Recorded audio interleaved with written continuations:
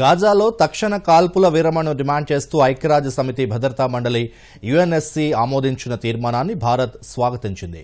దీన్ని ఒక సానుకూల చర్యగా అభివర్ణించింది. ఇజ్రాయెల్ హమాస్ వివాదం ఫలితంగా ఏర్పడిన మానవతా సంక్షోభం ఏమాత్రం ఆమోదయోగ్యం కాదని స్పష్టం చేసింది. గాజాలో కొనసాగుతున్న ఘర్షణతో భారత్ తీవ్ర ఆందోళనకు గురవుతోందని పేర్కొంది. అక్కడ నెలకొన్న మానవతా సంక్షోభం చాలా తీవ్రమైందని ఆందోళన వ్యక్తం చేసింది. దీనివల్ల ఆ ప్రాంతంతో పాటు వెలుపల కూడా అస్థిరత పెరుగుతోందని ఐక్యరాజ్య సమితిలో భారత శాశ్వత ప్రతినిధి రుచిరా కాంబోజ్ జనరల్ అసెంబ్లీ సమావేశంలో అన్నారు. ఈ ఘర్షణ వల్ల పెద్ద ఎత్తున సామాన్య పౌరులు ప్రాణాలు కోల్పోయారని తెలిపారు. దీన్ని భారత్ ఇప్పటికే తీవ్రంగా ఖండించినట్లు గుర్తు చేశారు ఆమె. International law and international humanitarian law must be respected by everyone under all circumstances.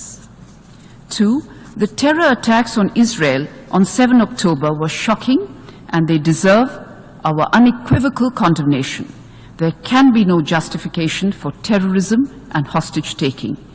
India has a long-standing and uncompromising position against terrorism in all its forms and manifestations.